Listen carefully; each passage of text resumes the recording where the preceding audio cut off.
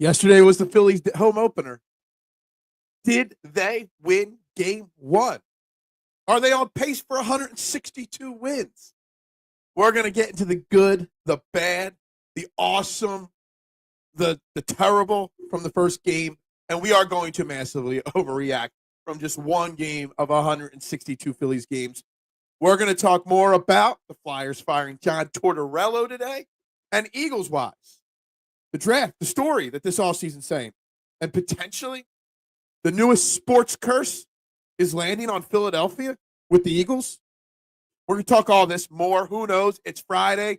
Guys trending the AM right here on the STT Sports Network. We're live in 30 seconds.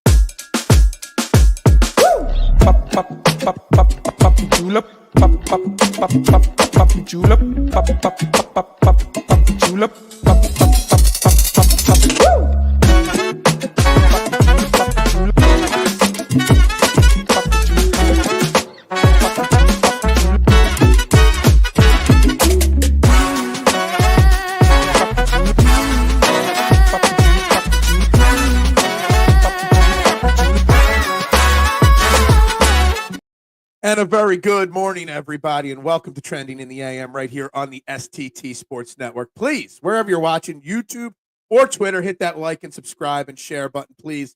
It's free to do. It's free to support a local content creator. It's free to help me get to that first threshold I'm looking for, 500 subscribers. 21 away at $4.79 to start the day, so please, even if you're watching on Twitter, please head on over to my YouTube page and hit that subscribe button, guys. I'd greatly appreciate it. Means a lot to me, guys. It's Friday. It's day after opening day, which means no baseball because we got to have a day off after opening day. Hate it. Hate it. I know why they do it, but I hate it. Hate it. Hate it. So we're going to talk a lot about the Phillies. Did the Phillies win yesterday? Well, yes, they did. So we're going to talk about the highs and lows, and there were both. There were highs and there were lows. There was good and there was bad in the home open, or not the home opener, the first game of the season. So we're going to get into it today throughout the show, talk a lot about the Phillies and their lineup, their pitching, et cetera, et cetera.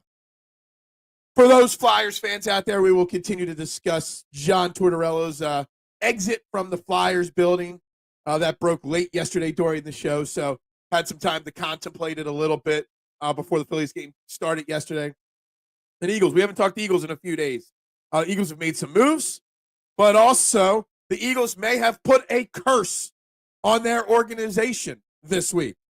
So we're going to talk about that as well. But obviously, we start with Phillies, yes, because they won opening day, 7-3 over the Washington Nationals. So 162-0 is happening. Without a doubt.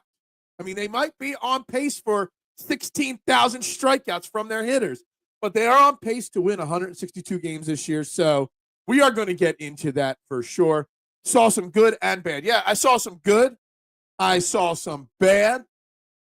I saw some of 2024 for sure in this team. But we'll see. Good morning, Anthony. How are you? And of course, the Big Al. How are you guys doing this morning? Dibes, good morning to you. Why the heck was the Nats pitcher pulled yesterday? Good Lord. I mean, I knew as soon as they pulled him that things would work in our favor. I mean, he had 93 pitches when he was pulled yesterday. Gore, we made Mackenzie Gore look like a Cy Young candidate. Looks like he looked so good yesterday that they should change the name Cy Young winner to Mackenzie Gore winner. That's how good he looked yesterday. But opening day, Dibes, you very rarely see pitchers, especially young ones that, still are on the upward trajectory of their career, pitch much more than 90, 95 pitches. I mean, even Zack Wheeler came out at only 97. These pitchers' arms aren't ready for 110, 120 pitch inning or games yet. That's why they pulled him. They probably have a plan for a young pitcher like him to make sure he doesn't get too far into that 200 inning mark this year. So that's why they did that there. They weren't going to let Gore go far. Had at least 80. He had 97 pitches actually. No, 93 pitches. Sorry, 97 was Zack Wheeler. 93 pitches. So it was perfectly, and you don't start the next inning. If you had a 95 or 96 pitch limit, you're not going to start the inning and pull him after one batter. It was the right move to do. It just goes to show how bad the Nationals are, that you can strike out a team like the Phillies 19 times and still lose the baseball game. There were some fundamental mistakes from the Nationals throughout that game that kept the Phillies in it, but also gave the game to the Phillies to an extent. Duck, you didn't watch opening day? How dare you not do that? What kind of – I'm going to tell you, you're not a Phillies fan if you didn't watch opening day. I'm just kidding. I always love opening day. Opening day is such a fun day. Doesn't matter how I feel about the season. It's the new season. It's such a great moment and great feeling when opening day happens. I put out a little video. I took my Eagles flag down yesterday. After the show, I put my Phillies flag up on the flagpole out in front of my house. Would 162-0 be more impressive than it were? I don't care about what did I say before? I don't care about the regular season. I'd rather a World Series than 162-0 out, Big Al. So, yeah, it would be pretty impressive. I don't even know. What is the most? Was it 114 or 116 wins, the most in a season? I don't even know. Triggered. Everybody's triggered by my social media content. Everybody's triggered. There's one nitwit out there that doesn't realize I haven't responded or liked one of his comments on my posts in like 18 months now because life's better when you ignore the nitwits. I made a joke after like the third or fourth inning that I'm switching my prediction from 92-70 to 70-92, and he freaked out and got all his friends to freak out on my timeline because they were triggered by a little sarcastic joke that I made. Jesus, what's wrong with people out there? Idiots on social media. Anyway, we're not going to call anybody out by name. It's depressing that the NBA draft lottery is still a month and a half away. The Sixers season seems to never end. What are we down to? 8 games left on the season? Dibs? April 13th, I believe, is the last game. So hopefully there's only 18 more days of me having to say, day whatever, of calling out Josh Harris till he fires Daryl Morey. I'm expecting this to go on about 30 days total, by the way. 116 wins is the record. I thought it was 114, 116. I knew the Mariners, Cubs. I forgot about the Cubs also being on that list. So, yeah, no, I knew the Mariners had the record, or at least tied for the record there, and I knew it was right up around 116. Thanks for that confirmation there, Anthony. I appreciate that. All right, so let's talk yesterday's Phillies game. The good and the bad. The good being Zack Wheeler. The good being Jose Alvarado. The good being the bats eventually waking up. The good being Alec Boehm getting a clutch double in extra innings in the 10th when they walked Bryce Harper. The good being Rob Thompson did put Trey Turner in the leadoff spot for the first game, despite the fact he said again yesterday before the game, it is going to be a leadoff platoon, which is just insanity and stupid beyond belief. So they were the main good things that stuck out to me. The bad things that stuck out to me, the strikeouts, the chasing of pitches. Trey Turner struggled in the first game. Brandon Marsh, 4 strikeouts yesterday. Not what you want to see. The strikeouts were just brutal. Ray Romano did not look good yesterday for the Philadelphia Phillies. So there was some bad. There was some good. There was some bad. And I want to know what you guys think. Go player by player. Go pitch by pitch. Go inning by inning and tell me, what do we think were the pros and cons of yesterday's game? The Alec Boehm double, to me, offensively speaking, was the biggest hit in the game. Not just because of what it did in the moment score-wise, but because Alec Boehm is so crucial to this Phillies success to get back to his pre-hand injury playing skill set from last year. He's got to be confident. If he's going to bat behind Bryce Harper in that 3-hole, he's got to protect Bryce Harper. So it's very important. That hit tells me that maybe in the big moment he is ready for that. 479. We gained 2 last night, K1. You know, I love it. You know, sometimes I'm humbled, K1. Somebody last night, a random follower of mine on Twitter, put together a list of his top 10 YouTube, follows. And there were some heavy hitters on this list. People with 100,000, 200,000 subscribers on this list. And he put me on his list. And that gave me 2 subscribers. sometimes moments like that humble me, and I'm very, I lack a lot of self-confidence in what I do, especially on the air here. So when I see those things, it really does help me. So yes, that post did gain me 2 new subscribers last night. The Phillies need to get Wheeler World Series ring. That dude is so freaking good. Yeah, I mean, there's no doubt that, Dives. Zack Wheeler is amazing. And he was just as good as Mackenzie Gore was yesterday. I keep wanting to say K1. I keep wanting to say Mackenzie Hughes, not Mackenzie Gore. One of my bets for the Texas Children's Open this week. Zack Wheeler is pretty special. I mean, I said it last year, and I came under so much flack for saying it. But I don't think it's that outlandish to say that Zack Wheeler is a greater Phillies pitcher than Roy Halladay. Roy Halladay had 2 amazing Cy Young type seasons for the Phillies. Zack Wheeler's going into his 4th year of domination here. Neither won a World Series yet. At least Zack Wheeler pitched in. Well, yeah, he pitched in one. He was here in 22. Zack Wheeler is a top 3 or 4 pitcher in Phillies history. Right there with the greats of Steve Carlton, Jim Bunning. Right up there. All right, we'll say top 5 as I start thinking of names off the top of my head. The bad, going back to bad plate discipline. So hopefully some of it was first game jitters, Big Al. Hopefully some of it was obviously the shadows, which played a factor for both teams. Hell, it might have caused even the home plate umpire to struggle calling balls and strikes because he was atrocious on the balls and strikes yesterday.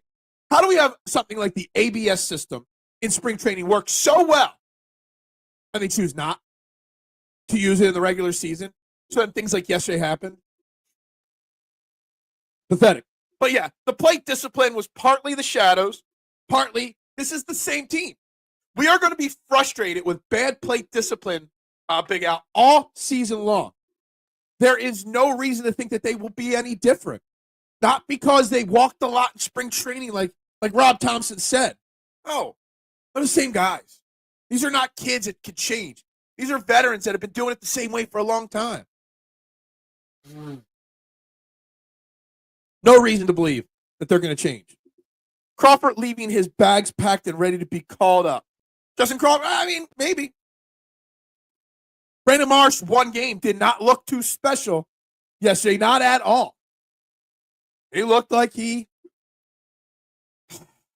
wasn't ready for opening day. 4 strikeouts on opening day. Getting your first start against a lefty in ages. It's crazy. What's up, Peanut? Phil, crossing his arms like a disappointed gym teacher. I'm crossing my arms like Mr. Townsley. That was my gym teacher in high school. Mr. One Nut. Guys, please do me this favor.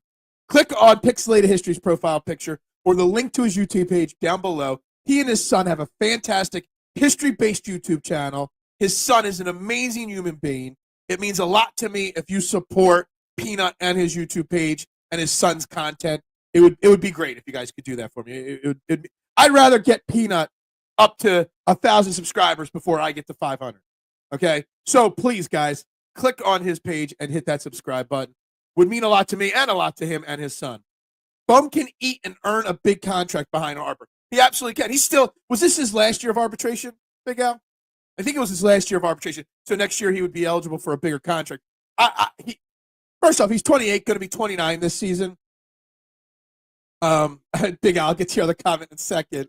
But yeah, I think we need to see more from Alec Bohm. Seriously, some more consistency from Alec Bohm. How quickly we forget Grover Cleveland Alexander.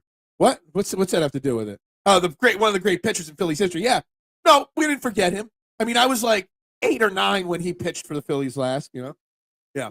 I am ready to call Crawford up. No way could be any worse than Marsh. Look, I've been a big supporter of Marsh. I kind of feel like there's potential there. He's never been given the vote of confidence like he has this year. But if he fails in the first month of the season or so, Anthony, I think there is a short leash on Brandon Marsh. The problem is you can't demote Brandon Marsh. Is Brandon Marsh really a bench bat? I don't know. But Brandon Marsh after 1 game, we can't be ready to demote him yet or bench him yet.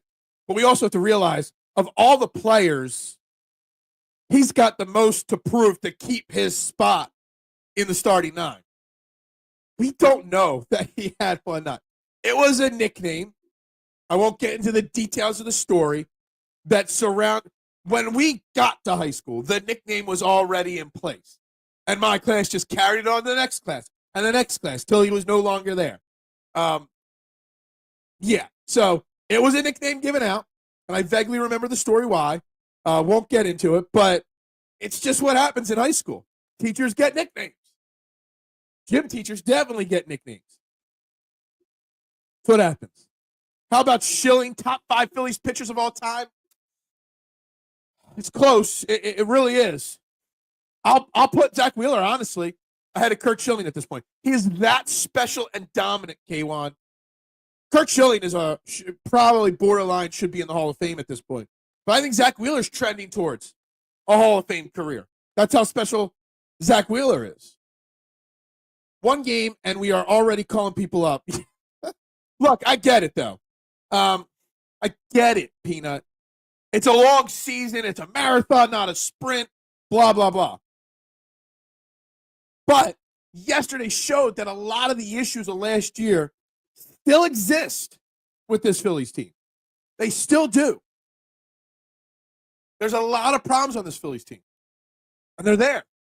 They're still going to win a lot of games because they are a talented roster. But somebody like Brandon Marsh has got a lot of pressure on him. Alec Boehm's got a lot of pressure on him. There's a lot of guys with a lot of pressure. Bryson Stott had an error yesterday. He's got a lot of pressure on him. Schilling top 5 a-hole of all time. Yeah, that is true as well. That is why, Anthony, in my opinion, he is not in the Hall of Fame yet.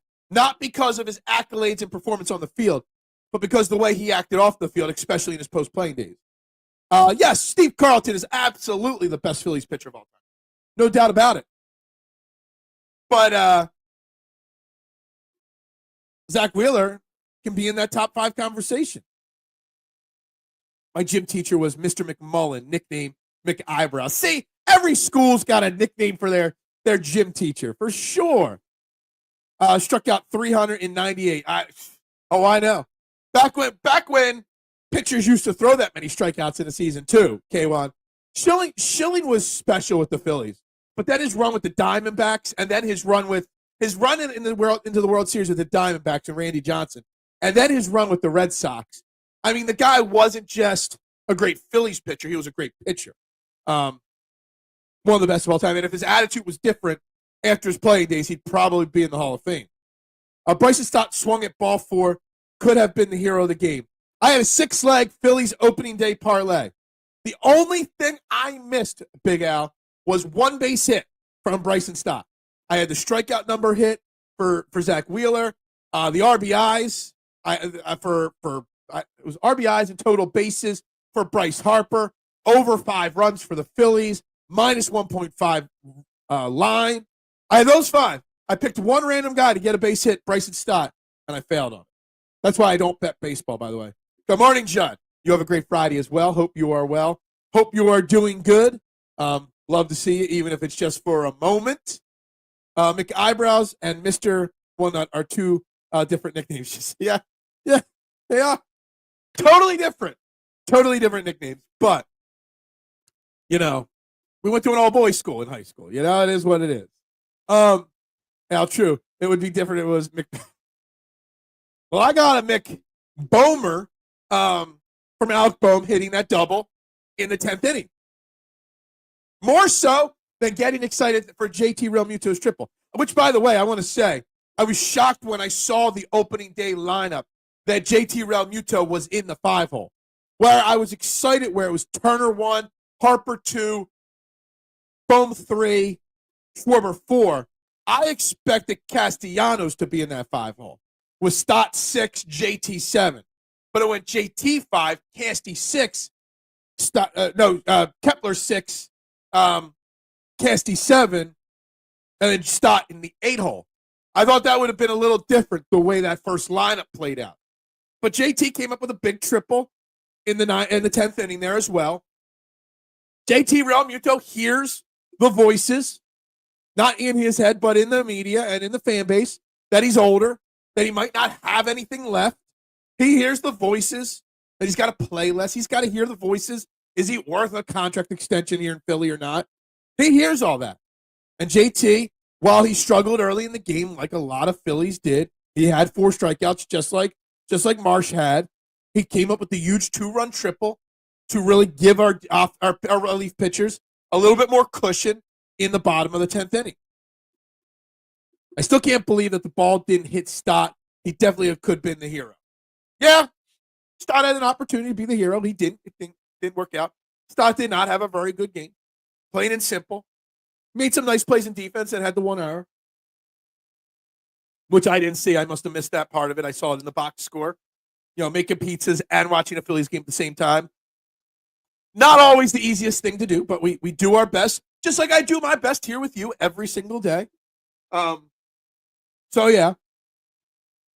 But, okay, so hitting. We know the hitters are going to be the same aggressive swing at pitches. There was one at bat. I think he struck out in it. Castellanos did have 1 strikeout. Castellanos struck out at a slider out of the zone that was sweeping way out of the zone away from him, just like he always has. And Anthony, I know you despise Nick Castellanos, but Castellanos is an important part of this team succeed. There's a lot of repetitiveness from this lineup. But again, it goes to show when you go up against another team like the Nationals, a subpar team, that the talent on this team will, in the end, always beat out the crappy teams because it's just that special of a lineup. Will it matter? Would a performance like yesterday have won them a series in the playoffs against the Dodgers? Probably not, because the Dodgers will probably have a better bullpen piece than what the Nationals threw out there. The Harper home run lined up great with the broadcast as they were talking about him not having an open day home run. The TV was on mute. At the pizza shop, you got to have it down low or muted because of the phones and stuff. So I didn't hear what the broadcasters were saying. I did see 1 or 2 tweets that John Kruk was in midseason form with his anecdotes, etc. But yeah, that's good. I wish we could back Casty 12. Look, whether you like Casty or not, Anthony, the Phillies' success does rely on Nick Castellanos being successful this year. You need to hope that you're wrong on Casty if you really want a World Series ring. 19 strikeouts and still score 7 runs. You can't win a World Series by striking out 19 times a game. Now, again, some of those strikeouts were on both sides, were because of that shadow.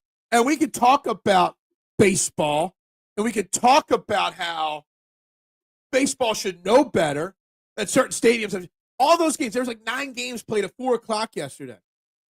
They all know there's going to be shadows in all those games. You're not going to put domes on stadiums or retractable roofs. Scheduled start times not to fall when the shadow's going to cross home plate for half the game. It's kind of like, just as much as it's the Phillies hitters' faults, just as much as it's the shadow's faults, it's baseball's fault for scheduling games at times like that. That's a big, big issue. Those shadows, again, I don't want to let the umpire off the hook. I don't. But if the hitters were struggling, so was the umpire. There were 2 or 3 pitches from Zack Wheeler straight down the middle of the pipe, and the umpire missed them. Straight down the middle. Kruk is the man. He absolutely is. And he signed, a 4-year extension to stay in the broadcast booth with the Phillies. I think he said in his interview that he plans on staying with the Phillies through at least Bryce Harper's his contract. So we get a few more years of him at least. I like it. I like it. Yeah, speaking of one. Yeah, exactly. These shadows will be an issue with next few games being in the afternoon. Absolutely. But see, the thing is, it's not like these shadows are brand new, right? It's not like this is a first-time thing or first-time occurrence, Big Al. We know these shadows are affecting games. I always say you never let elements affect the sporting event. That's why domes and retractable roofs should be on every stadium. There is no need to let this happen. But it does. Yeah, K1's bringing all the conversations together. It's like the rub. Yeah, it ties the room together. Exactly. See, you didn't think I would catch on to that reference right there, but I caught on to that reference right away. There's just no need for any sporting event to be affected because of shadows. Remember when I don't know if they ever fixed it. I think it's still an issue. When Jerry Jones opened that monstrosity down in Dallas, and that sunlight glare was always coming into opposing or one side's face at certain points of the game. They said it was God watching his Cowboys, whatever. Which we're going to talk about that in a minute as well at some point today. They got a really, really firm opinion on something that has to do with religion. We'll get into that later. If you listen to the Eagles Checkdown, you know what's pissed me off this week. So there is a rant coming later in this show. But you build a stadium and stop it from happening. Kruk is the best. There's nobody better that's having more fun doing it than John Kruk right now. Well, except for maybe Larry Anderson as well. Good morning, Joe. Hope you are well. Hump was horrible. I was listening on the radio, and they were complaining a lot. Just shows again why you need to have the ABS system worked all spring training. Why in the blue hell would they not use it in the regular season, right, Joe? But again, Joe, the umpire was horrendous. But so were the batters because the shadows were affecting the first 4, 5, 6 innings of the game big time. So if we're going to give the hitters any form of a pass because of the shadows, you might want to give the home plate umpire a little bit of a – because it's not like he was just missing barely on corners. He was missing pitches right down the middle of the pike too. So I'm going to give them a one-game pass on that. Outdoor sports should be outdoors. Weather is an unexpected thing that still will overcome. So you think golf should be domed?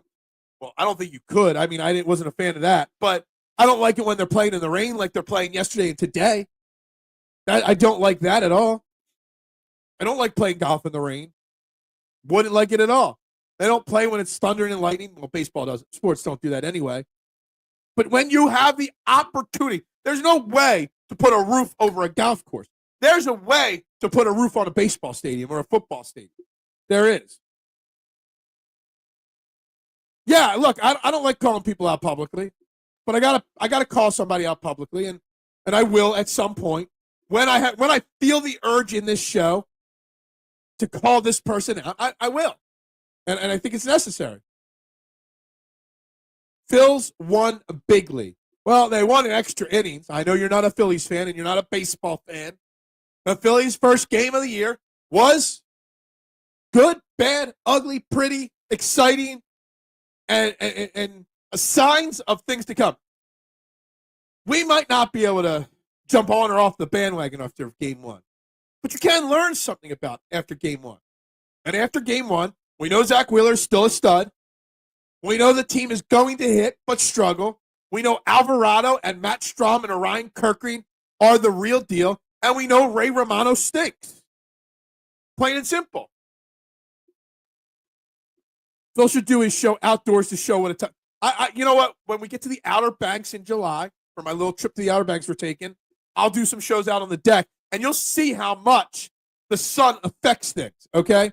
And I'm going to make sure that the sun glare affects you guys, okay? That's what I'm going to do, all right? There isn't a dome in this world that would be high enough to cover Phil Mickelson's flop shot. That's true. That is very true as well, Joe. The best at it, right? Yeah, the Eagles signed Matt Pryor, former 2018 draft pick of theirs. Played last year with the Bears. He's a backup depth offensive line piece. Another guy that could potentially compete to beat out Tyler Steen for the right guard position. Spent a lot of time at right guard for the Bears last year. I did write down notes on him somewhere. There he is. Jason Kelsey did talk about on the show how he's still concerned about the offensive line entering next season, losing Mekhi Becton. So another one. He allowed 7 sacks last year, but no other quarterback hits. Very, very backup, mid-depth kind of piece, but a guy that if Tyler Steen struggles could step in. Romano is okay. Watch. Welcome to Mooseport. Claim to fame is it was Gene Hackman's last movie that he ever did, just so you know. Really, really bad movie. Made good by Gene Hackman in that movie. So just going to say, we did mention Mooseport like a few weeks ago when Gene Hackman unfortunately passed away. And that whole story got really crazy too, by the way. Anyway, back to the Phillies. We learned that this Phillies team has the potential to be the same Phillies team. Now they won. That's great. They overcame the odds. That's great. They also shouldn't have had to overcome the odds. Now, I did say on this show yesterday, Mackenzie Gore was going to give the Phillies hitters fits yesterday. And I'll pat myself on the back for being right about that. Do you think Rodgers signs with the Steelers or just waits for a starting quarterback to get hurt? I think Aaron Rodgers might not play football in 2025. I don't think the Steelers are where he wanted to go. Aaron Rodgers thinks he can just declare where he wants to go, and they'll change the franchise around for him, just like the Jets did last year. But I think the league sees that Aaron Rodgers calling the shots isn't necessarily ideal or the way to do things. So I don't know. If I was an NFL GM, I could be the GM of the Cleveland Browns. Name the worst team in football. I don't care. The Tennessee Titans, I don't care who it is. If Aaron Rodgers came out and said, I want to play for you, and I'll do it for the vet minimum, I'd still say no because he's a disaster. He's a franchise killer at this point of his career. So I'd be shocked if a team offers him a contract, unless they're desperate because of a quarterback getting hurt. But I don't think he wants to play, honestly. Yes, that's Outer Banks, Hatteras, North Carolina. Absolutely. Nothing like the TV show. Tonight is first game for what? Who? Rodgers probably done. Rodgers is probably done. For sure. Anyway, yes, I'm going to the Outer Banks for the 4th of July this year. Browns got nothing to lose, except for more games. The Steelers can't win with Mason Rudolph. No, they cannot. But can they win with Aaron Rodgers? I mean, Aaron Rodgers ain't going to be the difference. Not in that division. Like the Steelers have done everything backwards. Mm.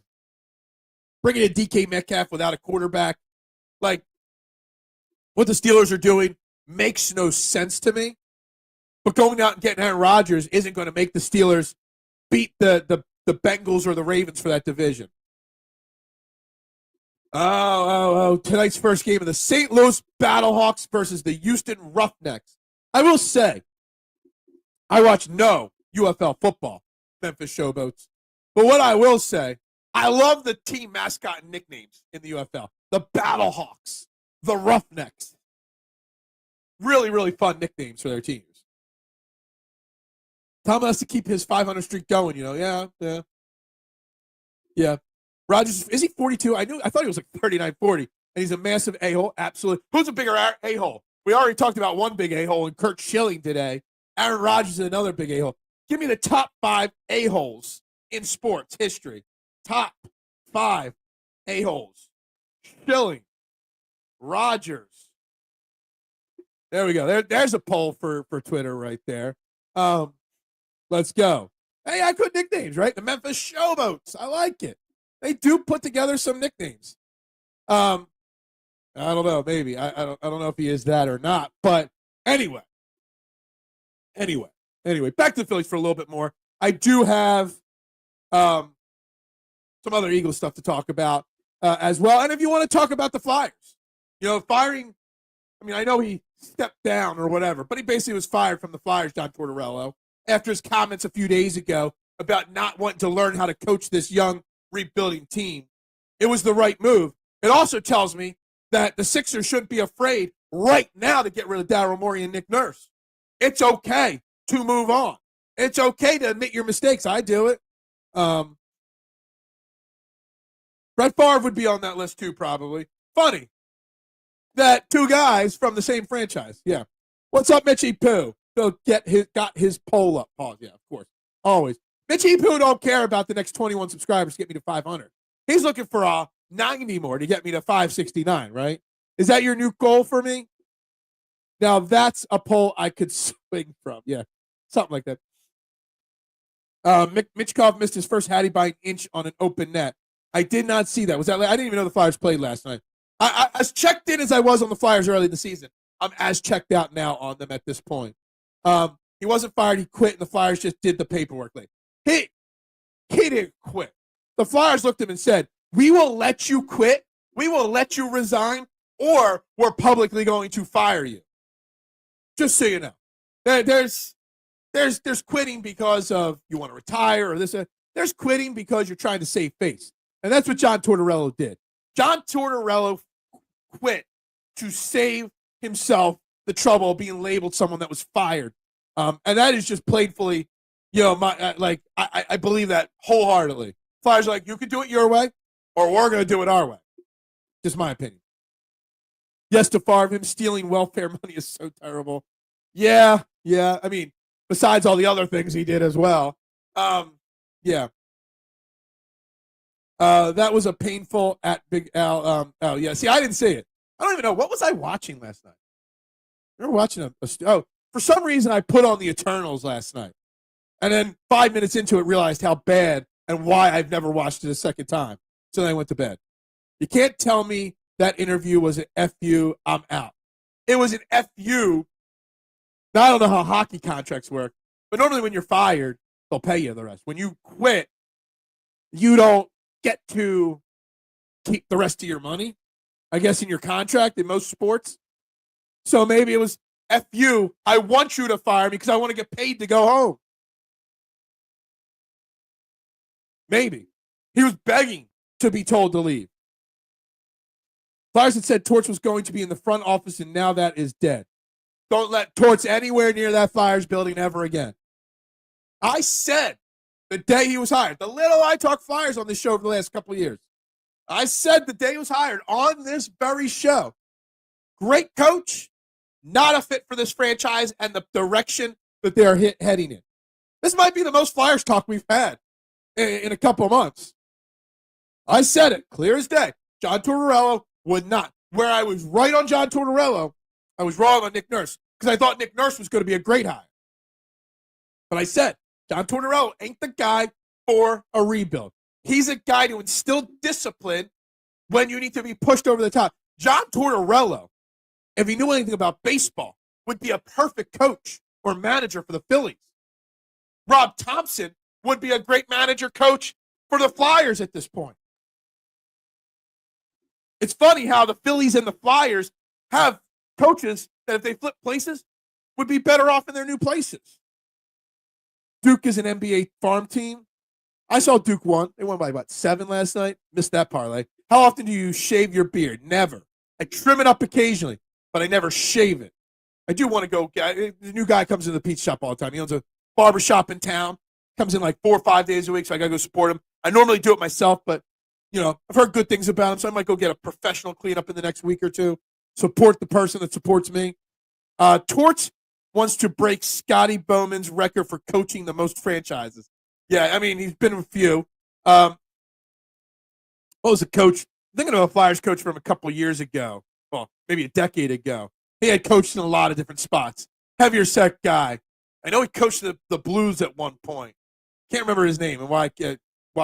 That Flyers job is going to be so desirable. They have a lot of good young talent, and they have a lot of draft picks. And they got a lot of young talent that's not even in the majors yet or the pros yet. The Flyers job. But here's the question, Anthony. I don't know names. You could name a name of a potential coach replacement. Yeah, Hitchcock. That's who I was thinking about. He was like Torts, had been all over the place. You can mention names, and I wouldn't know if they're the right fit or not. But what I'm thinking is that the next coach probably has to have certain characteristic and traits. And what are those traits and characteristics you want your next Flyers head coach to have? What kind of a coach do you want? Does it need to be a younger guy with fresh ideas and fresh energy? Do you want, who was it? I saw somebody report, and I forget who it was that reported and what name they said, ex-person from the Flyers past. They were thinking of promoting to be a coach or hiring to coach his team. I don't know if I want another former Flyer coaching this team. But I think it's got to be a younger guy, maybe with less experience than a Tortorella or a Hitchcock or whatever, but somebody that's younger that can relate to the players, but bring fresh ideas and fresh theories to an organization that's got a lot of young talent on it and going to have more young talent. When you can get supers, how much to big elbow the Fanatic pillow? You mean drop an elbow on my Fanatic? It would never hurt my guy right here. Never. Sorry, I couldn't remember Hitchcock's name there for a second. I want a coach that Michkov likes. No, see, I disagree with that. I don't want my players liking him. See, that right there, Anthony, is dangerously close to what the problem is with the Philadelphia Phillies. Everybody on the Phillies loves Rob Thompson. That Bryce Harper has his say with every addition to this team. So I don't want my coach to be buddies and like the coach with the Stars. I want my coach to be respected by the players. There's a difference between liking and respecting. That's my opinion. Maybe a coach who can play goalie. Yeah, that too. I mean, we do need a goalie still. Phil's magic number, 100. I just saw Phil's magic, and I was like, what? And then I realized you were talking about the Phillies. 161 to clinch the division. Let's go. We're almost there, right? We're fast forwarding the next 6 months. The next coach has to be from a recent winning franchise who understands younger guys, but Lappy could be the guy internally. I don't know if I want anybody internally, personally, Big Al. That's just me. But I think it's got to be a younger. Go find go look at the last 3 Stanley Cup champions and pluck one of their assistant coaches. That's what I would do. I don't want Michkov getting frustrated and going back to Russia. Well, obviously we don't want that. Obviously. But do you want him to have a Kyle Schwarber, Rob Thompson relationship? Or do you want him to have a Nick Sirianni, Jalen Hurts relationship? Where there's respect, but they're not buddies. Good morning, little G. Go Phillies. Ring that bell. Sabres stink. Yeah, I mean, sorry. So the Flyers have. A couple more wins and the Phillies will declare the Phillies World Series championships just like last year, little G. No, not a couple more wins. A few more wins. A few is a little bit more than a couple, just so you know. I need a few more wins, not a couple more wins. Guys, you're watching Trending in the AM right here on the STT Sports Network. If you haven't already, please hit that like and subscribe button. Please hit that share button and get this out to as many people as humanly possible. I greatly appreciate it. What's hockey? It's this sport created by Gordon Bombay that's played on a frozen lake. I don't know much about it. Where triple deeks are some special move that fools everybody. That's what hockey is, right? Yeah, there you go. Dropping some Gordon Bombay, Coach Bombay knowledge right there. All right, just for all of you out there, just so you know. Anyway, Phillies win their home opener. Zack Wheeler is a stud. I love it. What was the more unbelievably not really success play that would never actually work? The flying V or the triple D? 2 of the dumbest moves of all time. Wake me up when someone shoots a knuckle puck. That's right. The knuckle puck. I love it. I love the knuckle puck. It's figure skating without the game. And wasn't there a figure skating in that too? Let's just go have somebody go do a figure skating spin, and it'll distract everybody so that you can score a wide open goal. Like, really? Really? Although I will say, I was a big fan of Goldberg, okay? The goalie. I think Goldberg, the goalie, would have more success on the Flyers than anybody the Flyers have put out there. Right? Right? Am I wrong? Tell me I'm wrong. The annexation of Puerto Rico. What? That one, I missed that one. I don't remember that one. But anyway. Back to let's get back. Let's get off the Mighty Ducks and let's get back on our Philadelphia sports team. Let's get back to the fact that the Philadelphia Eagles may have put a massive jinx on their organization.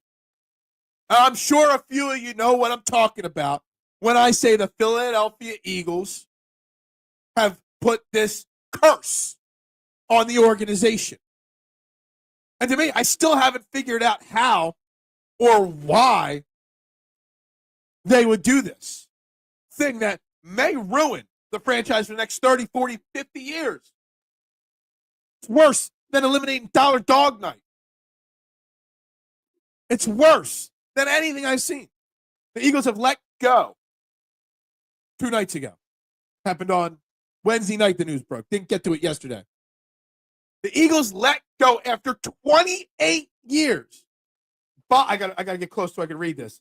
Bobby Mansour, Brian Saunders, Anthony DeMeo from the DeMeo crime family, and Bruce Mulford, the Eagles Pep Band, for the last 28 years, not missing a single game at Lincoln Financial Field or even Veterans Stadium, let go by the Eagles because they are evolving, is the word they use, their on-field entertainment. That may be the dumbest thing that anybody in the Eagles organization ever suggested and the dumbest thing that anybody ever approved in the Eagles organization. Why in the blue hell would you move on from the Eagles Pep Band? Like, why? It makes no sense. There's no reason. The fans love them. The players love them. And you're evolving?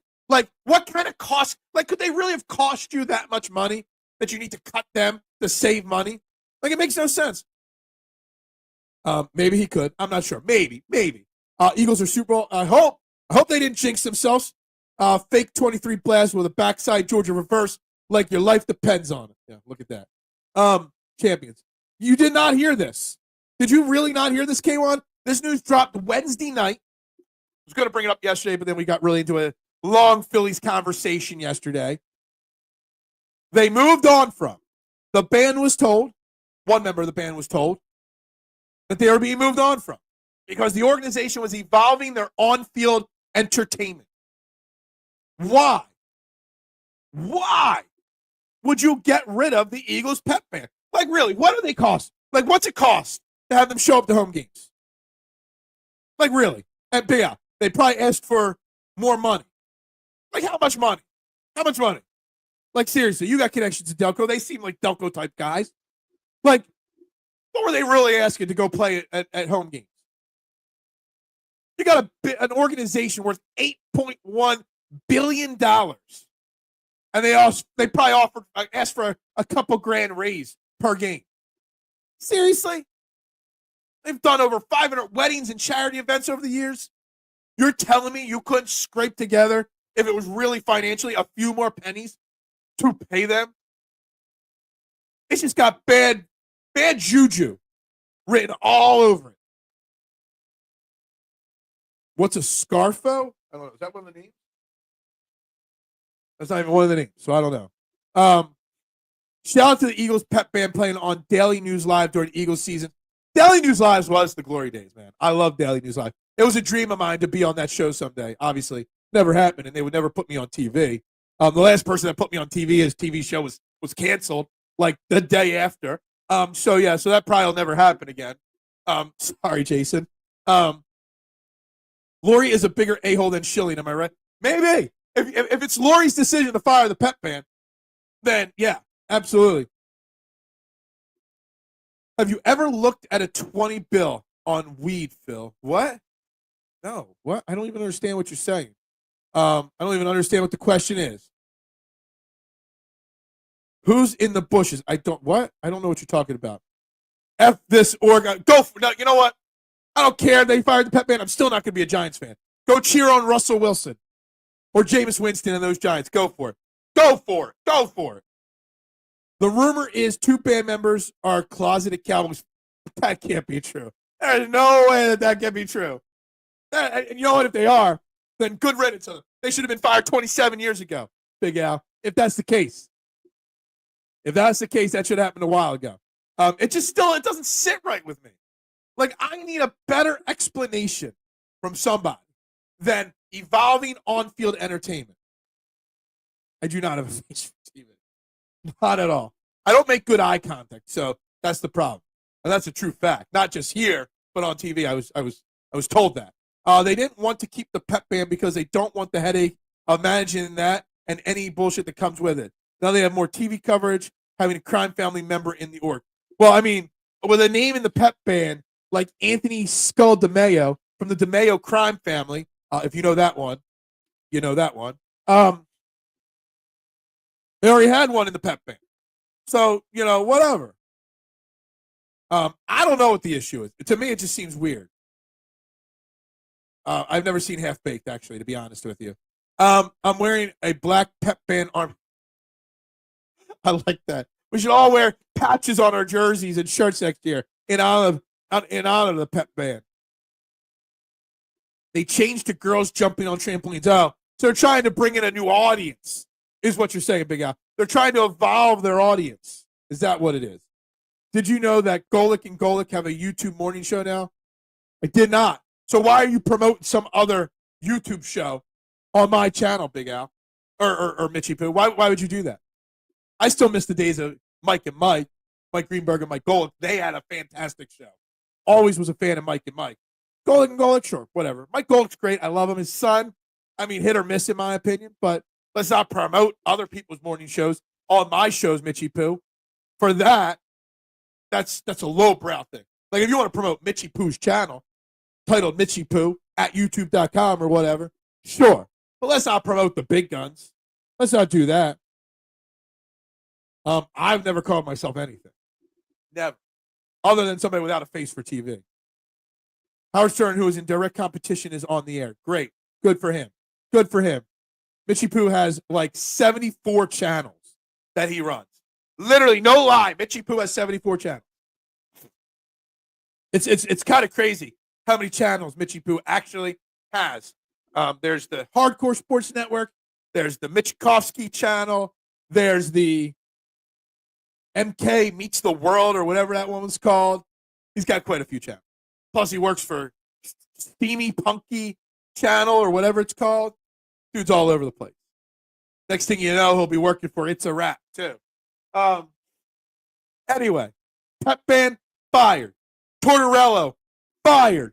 Phillies on pace to win 162 games. So far, they're the first three things. Plus, today is day 5 of me calling out the Sixers until they do what's right and fire Daryl Morey. That's the agenda today. As we get to the top of the hour, that's what's happening. Mitch put on a good show. He does good work. I'm a fan of Mitchie Poo. Me and Mitchie Poo battle in the comments here, but we actually chat a lot more than you probably realize. Maybe Mitchie Poo could start a Pep Band. Mitchie Poo will probably start it before this show's over now. Now that you said it, K1, I bet you within 20 minutes, there's a comment from a channel called the Mitchie Poo Pep Band. All right?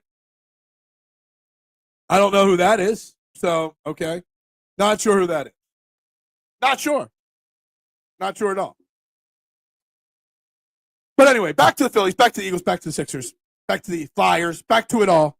We're talking about who the next coach of the Flyers should be. Should be a young coach, someone from a championship-winning team, an organization that knows how to relate to players. We can talk Phillies, Philadelphia Eagles. Yes, Matt Pryor added to the offensive line depth on a 1-year deal. Something with the Philadelphia Eagles and the story their offseason is telling. So far reported, there have been 11 top 30 visits to the Philadelphia Eagles. You get 30 visits when it comes to, bringing in draft players for visits and interviews and stuff like that. 11 players have been brought in so far, pre-draft process by the Eagles. 6 of them are offensive linemen. Some tackles, some guards, some guys that can play both. Some day 1, 2, and day 3 players. They've brought in Matt Pryor and then that other guy, Kendall Lamb from the Dolphins the other day. I think the Philadelphia Eagles know that they might have an issue on the offensive line, and they're going to bring in as many options to work out, to test out, to try out in OTAs and in training camp so that they can have the best 5 potential backups to their starting offensive line. 1 through 4 set. 5 through 10 is not. So it's going to be very interesting. Very interesting to see that. Coffee with K1, is that a thing? Because I don't. I got my coffee, just so you know here. With my favorite green mug here because it's the biggest coffee mug I have, so I can fill it up to the most. That's what I like there. Philadelphia Phillies win. So here's the question when it comes to the Phillies. What's the story going to be like on Monday? There's no Phillies game today because you always take the day after opening day off. They always have to have that extra day. They don't want to rain out on the first day and then have to wait already for it. The Phillies are going to be going up. Jesus Luzardo will be pitching game 2, which is kind of weird, but it is what it is. He'll be pitching game 2 for the Phillies on Saturday afternoon. The Phillies are going up against, I forget the guy's name, but going up against a right-handed pitcher for the Washington Nationals. So will Rob Thompson stick to what he said before the offseason, that Trey Turner might be the leadoff guy, or will he do what he said yesterday, where it will be a platoon? And what will the lineup look like on Saturday? Will it be back to last year's Schwarber 1, Turner 2, Harper 3, Bohm 4? Because if what Rob Thompson said yesterday is true, that is what's going to happen. And I hate it. I don't think for the life of me I've ever heard of a team, at least a good team, a team that's, playoff World Series potential, according to Rick, World Series championship potential. I have never heard of a baseball team having a platoon in the leadoff spot. We're not talking about a 45, 55 win Oakland Athletics team that's just testing out everything. We're not talking about the Miami Marlins who suck, or even the Nationals who are bouncing around guys to see what sticks. We're talking about a team, 4th highest projection to win the World Series this year, platooning their leadoff hitter. Like, in what world have the Yankees ever done that through their 275 World Series championships? Have the Red Sox do that? Do the Dodgers platoon their leadoff hitter? This is going to be the problem. You bat differently in the leadoff than you do in the 4-hole. Hitters are creatures of habit. They want to be in the same situation day in and day out. Just like relievers want to be in the same situation day in and day out. To the life of me, platooning the leadoff hitter, and then here's the thing. Trey Turner struggled yesterday in the leadoff spot, obviously. It was game 1, the shadows, whatever. Schwarber had a good game in the cleanup spot. Now you flip them for game 2. Schwarber has a great leadoff game, and Turner has a great game in the 2-hole, then Topper's just going to stick to it. Or vice versa. Like, I don't understand in what mind Topper thinks what he is going to do is the right thing to do. I know Trey struggled, but keep trailing.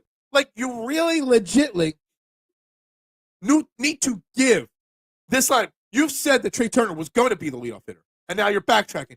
You said Brandon Marsh is going to play every day, even lefties. Now, he struggled yesterday with 4 strikeouts. Is he going to change that tune right away?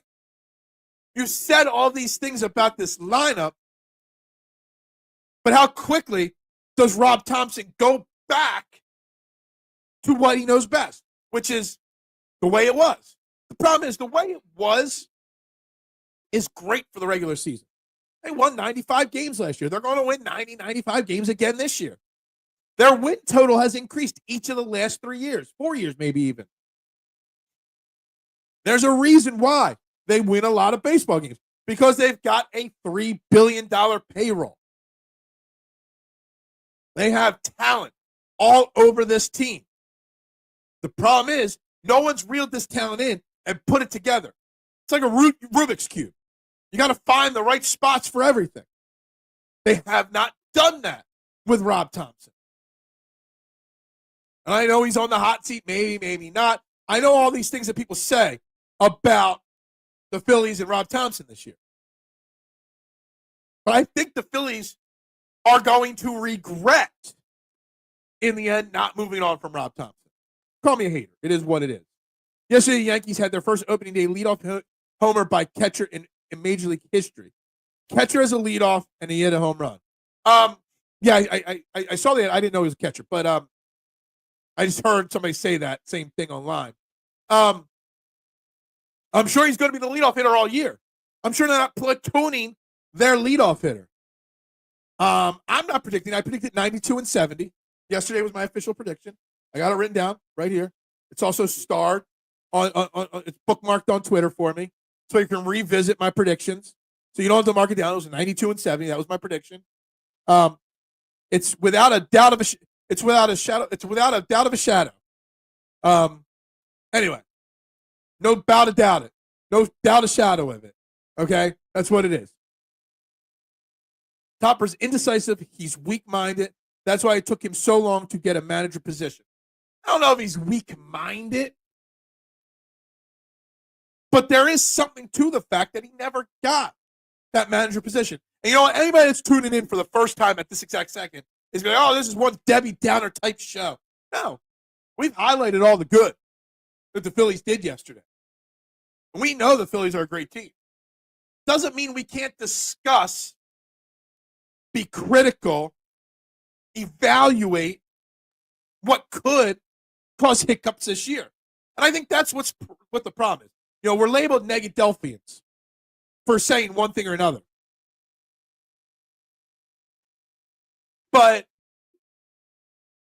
some reason being critical, accountability, and things like that are labeled being negative. And I don't get it. It was a great win for the Phillies yesterday. They battled through adversity. They battled through the shadows. There was a struggling pitcher.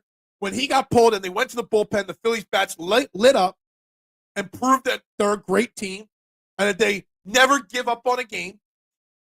Striking out, what do you have, 13 or 14 strikeouts to starting pitcher Mackenzie Gore?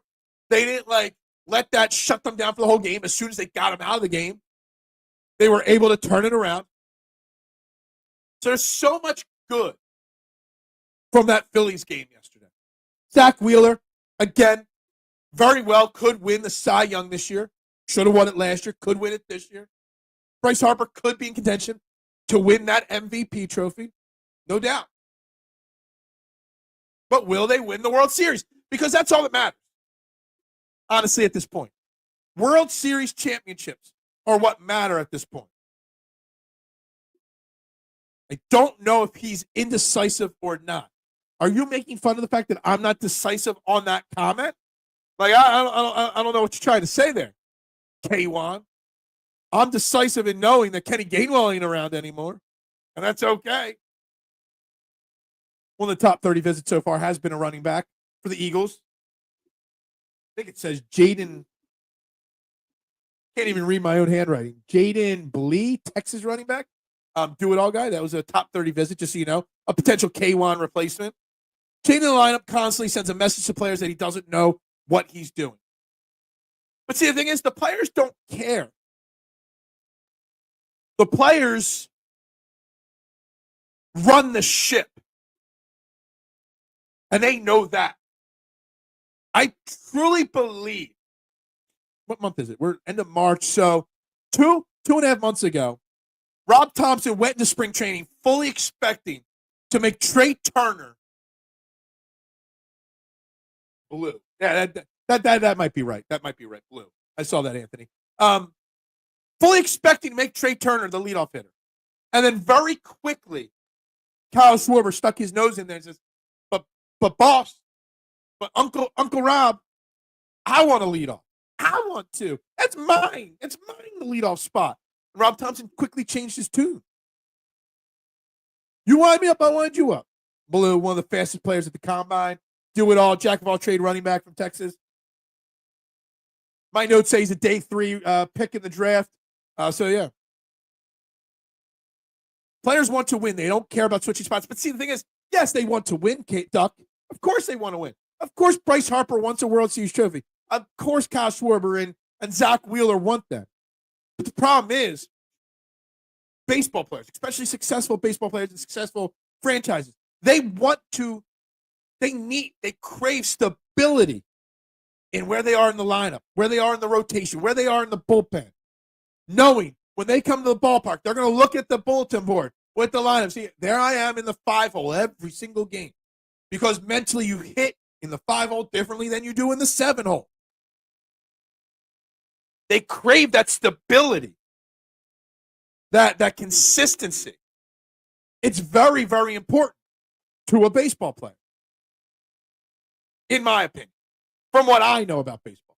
And I like to think that I know more about baseball, X's and O's, than any other sport. I like to think I know more about baseball technique than any other sport. once they win with the new lineup, they won't care. Well, they did win with the new lineup yesterday. The problem is Rob Thompson's going to go back to the other lineup on Saturday because it's a right-handed pitcher, which now Trey Turner has to lead off one day, go to the 2-0 the next day, then maybe go. I haven't even looked at what Sunday's matchup is. I know Aaron Nola's going on Sunday. I didn't look at whoever's going for the Nationals yet. Rays opening day. Go Tampa. The Devil Rays. They're still the Devil. Where I've taught myself not to say the Redskins or the LA Chargers or the Oakland Raiders anymore. The Tampa Bay Rays will always be the Tampa Bay Devil Rays. Always. Forever. It will always be that to me. Just so you know. Anyway. The Phillies need that consistency from Rob Thompson. The Phillies need Rob Thompson to hold them accountable. The question will be all season long, can Rob Thompson make the tough decision to hold players accountable throughout the season? Can they do that? Can he do that? And that's where my doubt for the Phillies comes from. That I don't trust Rob Thompson to hold people accountable. I mean, I just don't. I don't have faith in him. And you call me a hater all you want, but it is what it is. I want to shout out some other guys. I want to shout out Orion Kirkering. Yesterday had a very solid 7th inning performance. Gave up a couple hits, but not too bad of a performance. Only threw 12 pitches. Obviously, Ray Romano was terrible in his outing. Jose Alvarado was lights out yesterday, as he was all spring. But I want to shout out Matt Strom as well. Coming into the 10th inning of a baseball game with the ghost runner on second thing is tough enough. Matt Strom hasn't pitched in a minute because he got hurt in spring training. And his first outing since he hurt himself was his back, I believe, is in the 10th inning of a game of opening day with a runner on right from the get-go. I'm a huge Matt Strom guy. Love Matt Strom's personality. Love his YouTube channel. Love his everything. Love his vibe, even though we don't care about vibes this year. To see him go out in the 10th inning of that game and pitch well, like we know Alvarado's going to be fired. He's going to have his hiccups, but he's fired. We know what Orion Kirkering is, a young up-and-comer. Matt Strom, to me, yesterday was a major bright spot because, A, it shows he's healthy. And, B, he's now going from being expected to be that third to fourth biggest option in the bullpen. To me, he's tied for the number 2 option out of that bullpen. It's Alvarado, and it's based off of matchups, Kirkering and Strom. That's your 8th, 9 right there. And I love to see it. Kepler was the star yesterday. Kepler had some nice at-bats. Look, I don't have huge expectations for Kepler because he was banged up last year. But Kepler at one point was an all-star type player. Kepler was, a few years ago, a great baseball player. We'll see if he can recapture that glory this year. But he had some very good at-bats yesterday. Stability is very important for a baseball player. The game starts soon as they wake up, mentally envisioning hitting their position in the lineup. It's more mental than physical. It absolutely is, DJ. Why did I call you DJ? It's always Mister. What's wrong with me there? Good morning, Rick. I'm sure you're happy today. All such an amazing and exciting game yesterday. Big win, fun game. Yeah, look, and I'm not even blaming the strikeouts. I'm not even criticizing the 19 Ks that the Phillies had. Because obviously, Rick, the shadows affected both teams. My biggest criticism from yesterday isn't even the Phillies or the Nationals players. My biggest criticism from the game yesterday is why the hell did the ABS system not get carried over to the regular season? Proved in spring training that the ABS system works. How hard would it have been to just keep it going in the regular season? The fact that the ABS system is not being used is hilariously, obviously crazy. Forgot. Oh, sorry. The hardcore play and rewind too. Sorry, that's the 1600th channel you created, Mitchy Poo. You didn't create the one I already asked about though. Anyway, sorry, you got a lot of channels, Mitchy Poo. We know the ABS system to me is ridiculous. That is not used. Literally didn't delay the games at all. So quick. There are some atrocious. especially yesterday. I don't even blame the ump for some of those missed calls, because if the hitters were affected by the shadows, so was that home plate umpire, the crew chief. You don't become the crew chief without having some good numbers as an umpire. Obviously, the shadows affected him. A quick little buzz to his hip. No, that was a strike. Easy peasy. Japanesey. Fixed. The fact that we, in today's day, is just 2025, with all the technology we have, we still have to worry about getting burned by umpires missing balls and strikes.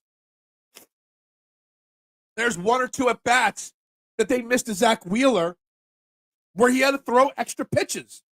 Maybe Zack Wheeler gets into the 7th inning last night if that umpire doesn't miss calls. Same thing with Mackenzie Gore. Maybe he gets to go an extra inning, which would affect the Phillies. But the fact that ABS isn't used yesterday was front and center, in my opinion. That's a big issue. Getting balls and strikes correct is the most important, crucial aspect of baseball. Can't believe that they haven't instituted the challenge system. Dude, it's mind-boggling, Rick. We might not agree on the Phillies wholeheartedly, but we're 100% on par with this. There's literally no reason. You cannot give me one solid reason why that is not used. I just realized I missed the Flyers part of the program. Bring me on the Flyers comments, Freddie. You're a wrestling guy too. Give me wrestling questions. Dude, it's the final 15, 20 minutes of a Friday show. You guys don't get to see me for 2 whole days. So whatever you got, comment. You bring them on. I'll answer them. I'll comment on them. I got to save the final 5 minutes for a big-time rant. But other than that, we got it all on the table, Freddie. It's a full-on agenda today of sports. You enjoyed that? Harper had to save our asses in extra innings versus the Nationals. That's not – yesterday, it wasn't championship baseball, but it was championship baseball. It was a little bit of both. First 4 or 5 innings were pretty bad. The final 4 or 5 innings were who also this team. This team is both the first 5 innings and the last 5 innings. They're a team that's going to struggle. They're still chasing pitches. But they're also a team that's so talented that when mistakes are made, they capitalize on them. So I think this Phillies team is a little bit of both, mister. They're a little bit like what Rick thinks. They're a little bit about what I think. No, I do not believe in Joe Hendry anymore. That bubble has already burst, in my opinion. That was an exciting game. Loved it. We just have different perspectives on things. I'm looking it down the middle. DJ Mista is on one side. Rick's on the other side. I'm down the middle. I saw the good. I saw the bad. I saw the questionable. I saw the exciting parts. As Anthony said a few minutes ago, Max Kepler, excellent game yesterday. Excellent debut for the Phillies yesterday. I do not believe in Joe Hendry. That ship sailed a long time ago. Goddard interest is picking up, is it? I haven't heard anything about Dallas Goddard interest. Not at all. That ship has quieted down, in my opinion, until draft day. You've got 3 big things with the Eagles, Memphis. You got Dallas Goddard. You've got Jordan Davis situation and Cam Jurgens contract extension. They're the 3 big things internally with the Eagles, outside of firing the Pep Band and replacing them with evolving entertainment, which is still stupid. They're the big things with the Philadelphia Eagles right now. But they're all going to be quiet till about the draft. I know this has jumped up in excitement during yesterday's game. Hard up, that's living, baby. I love it. I watched that game. Look, I've been having trouble. I don't have a smart TV at my pizza shop. It's an old TV. Got a Fire Stick. It's been acting up. I took the time to reset my Fire Stick back to factory settings, re-download YouTube TV, get it all set up to make it work, because I can't go all summer without the Phillies on my TV at the pizza shop. I haven't turned the TV on my pizza shop since, I don't even know, like 2 months because of it. I'm too lazy to go through the process of resetting it. And it worked. It fixed everything. I don't know what it is. And no, I'm not buying a new TV for the pizza shop. I love you guys. Anybody that wants to come out and watch a Phillies game at the pizza shop, you should all come out. Come out to Fox's Pizza in Kennett Square. Watch a Phillies game with me. Rick, you come on out to the pizza shop one day. You bring the beer. I'll buy the pizza. And we'll watch a Phillies game. We'll do a live stream of a Phillies game from the pizza shop drinking beer, eating pizza together, me and you. That's what we got to do. But let's set that one up right there. All right, as we get close to the end of the show, I got to say something here. Anthony knows what I'm going to say. Anthony listens to the Eagles Check Down on the Eagles Pinpool Podcast Network every morning that I put out, short little 5 to 10 minute podcast for Shane Half and company every single day. And, you know, as I think about what I put out there more and more, I also try to think about why I feel the way. Dude, Rick, anytime you want to do a combo, your show, my show, watching Phillies, drinking beer, eating pizza, let's schedule this. Hit me up. Let's pick a day. We'll do a Phillies game at the pizza shop. I think it would be awesome content. Rick, the Dodgers would have demolished that national team. Maybe they would have. Anyway, when I get upset about content people put out there, before I say anything, I try to step back and think about it. I hate criticizing people publicly. I really do. And crossing broad, Kevin Kincaid and company over there, I know what they are. They're not a real legit media company. They're not breaking down X's and O's. They're not in the interview processes or at the press conferences all the time. They are what they are. And most of their content, I thoroughly enjoy. But lately, they've been really egging me on and getting under my skin and getting under my craw. And the other day, they put out an article. Okay, I gotta get the right words here. They put out an article the other day because Nick Sirianni and Cooper DeJean are going to be headline speakers at some faith and leadership conference this offseason. Okay, they're promoting it. This company's promoting it. They got a lot of people going to, a lot of speakers at this faith and leadership convention. And two Eagles, Nick Sirianni and Cooper DeJean, are going to be two of the headliners. Okay, talking about their faith and their leadership and their skills on the football field. And they put an article out there being very sarcastic and very kind of rude about making fun of, well, when did Nick Sirianni ever become a man of God? Did his collapse in 2023 make him find Jesus Christ? That's an exact quote from the article. And I'm not a religious man. I'm not an overly religious person. I am not. But I'm also somebody that was at one point, 13 years of Catholic school. At one point, yes, I did think I had the calling to go into religion, to priesthood and all. I thought about that at one point in my life. I found it very insensitive and very lowbrow. I know they write, satire on a regular basis. But I found it very lowbrow that Crossing Broad would go to that level to write an article making fun of or making jokes about one's faith. I don't make fun of people's faith. I don't make fun of people's political, opinions. I disagree about a lot of that. But I don't comment on it. But them doing that and stooping to that level, to me, was lower brow than I expected from them. And I found it hard to keep my mouth shut. And Kevin Kincaid would say, you're missing the point of the argument. Anytime I disagree with something that Crossing Broad does and I comment on Twitter, Kevin Kincaid instantly, Kevin Kincaid's been on this show before. He's been a guest of mine before. Anytime I say anything negative about one of his articles, I just get a very basic response about, you misunderstood it. You must not have fully read the article. Oh, I read the articles before I comment on them. I got to say, I hope the Fly guys aren't suddenly getting motivated because Buzzkill has finally got fired. Yeah, that was a problem, Freddie. You fire the coach too soon, maybe they start winning games for the interim. That is definitely a concern, 100%. Ain't sweating the Dodgers. Phil's beat the Dodgers in the season series last year. Regular season don't matter, Rick, just so you know. Just so you know. Who cares about these speaking engagements? Dougie P did the same thing. Yeah, but yeah, we're criticizing him because I guess he hasn't been openly, upfront about what his faith is. Was kind of the realistic portion of it was, well, we haven't seen him talk about this stuff publicly much. So what? Exactly, Duck. And to me, look, I know what Crossing Broad is, and I know it even more. They are a satire-type publication. But the fact that they would question Nick Sirianni, our Super Bowl winning coach, the greatest coach in Eagles history, question his faith the way they did and make jokes and drop things the way they did in the article, to me, was even too low for them. Some mediocre baseball yesterday. There were some good news. There was some bad. There were some exciting parts. There were some depressing parts of it. There was a little bit of everything in that 10 innings of baseball. Exciting baseball game to me is not going 3 batters and out every inning except for the 10th inning.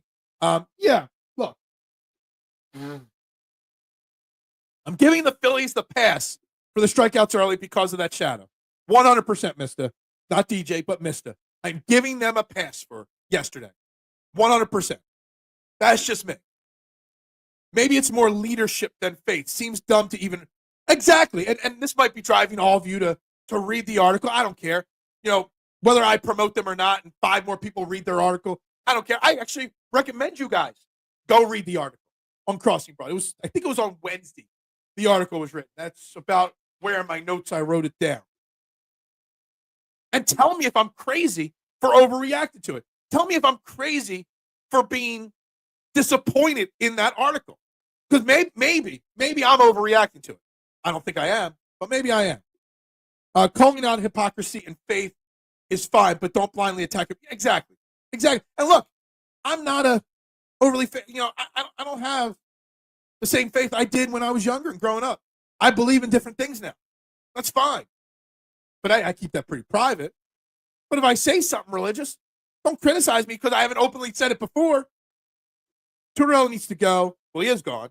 He was the most major weak link on this team. Glad he's gone. Now this team can build. Well, Pryor got to find the right head coach. Well, we talked about this earlier.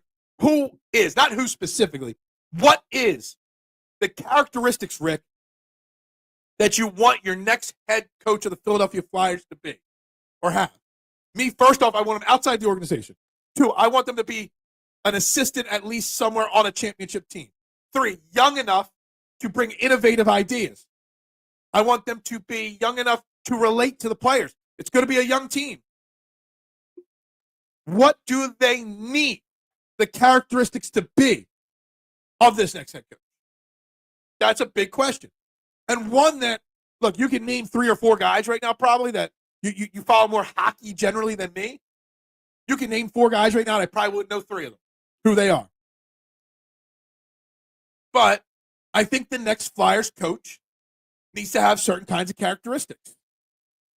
Dude should have known better than talk religion or politics. As somebody that's worked in bars for a long time, as 2 top, absolutely, it is Bush League.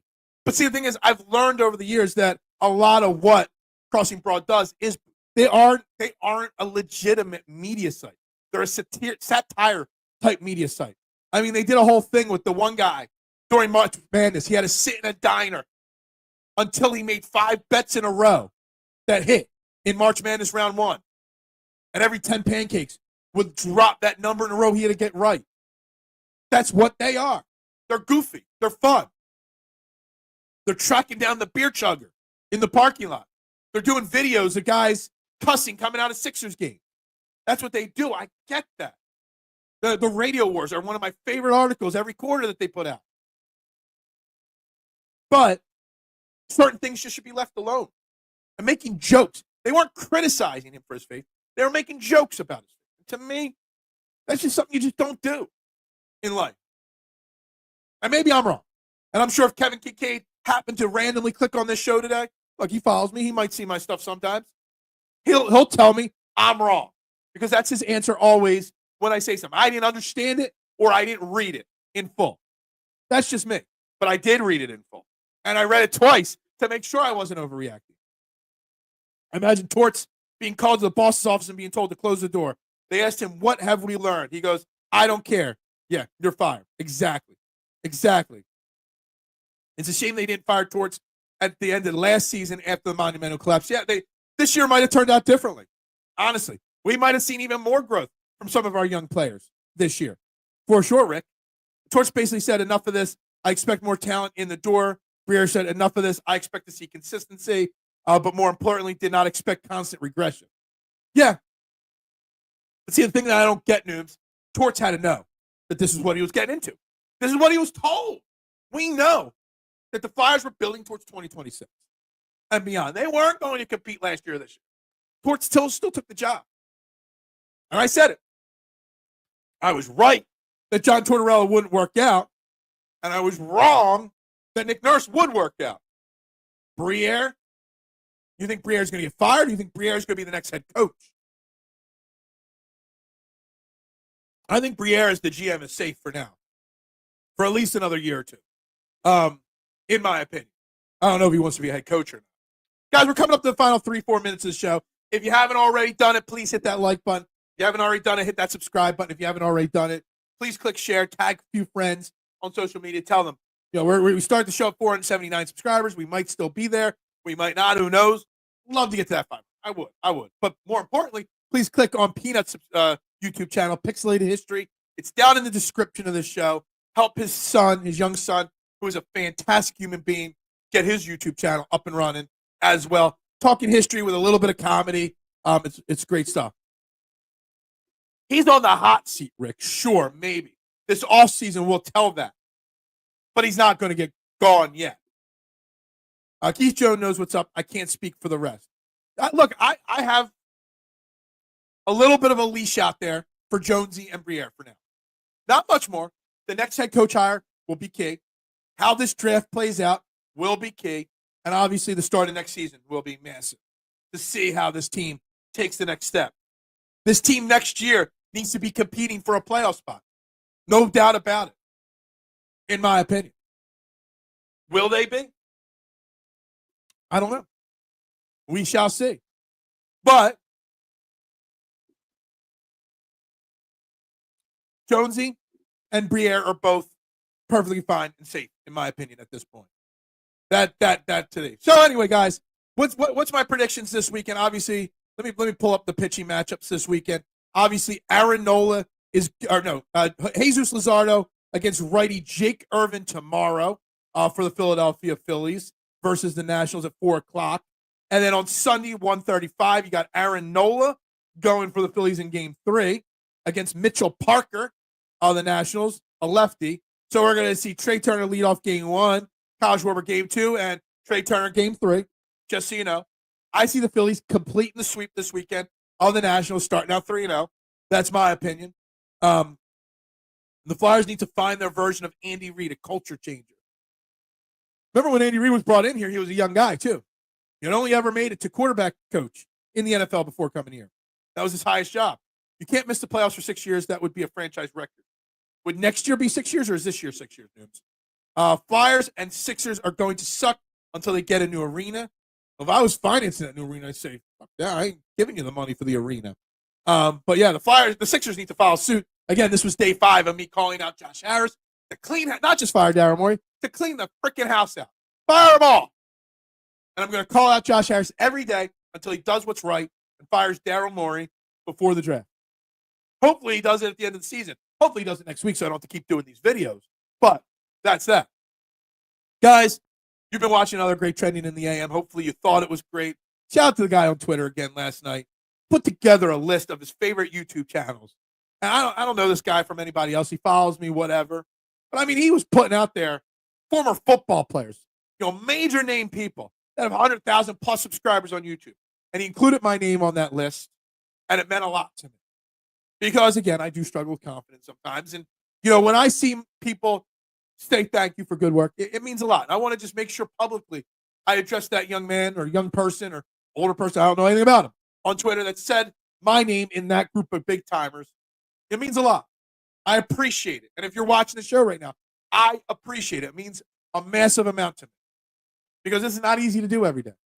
So I appreciate each and every one of you, the Core 12 in the comments section, everybody that watches on replay. I appreciate it. I appreciate that, Rick. You probably said I'm crazy for my Phillies thoughts, but, I appreciate that. Rick, everybody. It means a lot.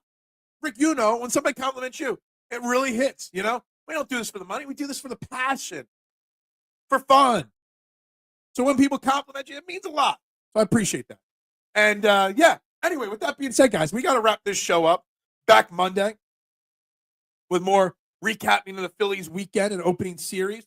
Whatever Philly, Eagles, and Flyers and Sixers news happens, Briere has some slack. Can't expect miracles after 1 year given. Absolutely agree. Hey, I love you. I love you, Rick. We got nothing but love. Make sure Chooch is always present on your shorts. Chooch right there. Yeah, he was on it today, wasn't he?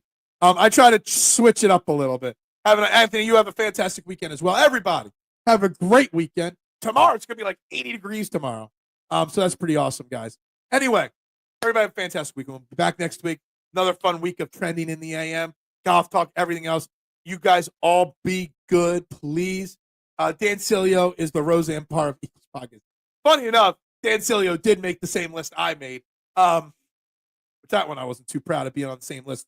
But everybody, there are people out there like Dan Silly Man. It is what it is. Everybody have a great weekend, guys. Please like, share, subscribe. Go Birds. Ring the bell. Bubbles up. Pop, pop, pop, pop, pop, julep. Pop, pop, pop, pop, pop, julep. Pop, pop, pop, pop, pop.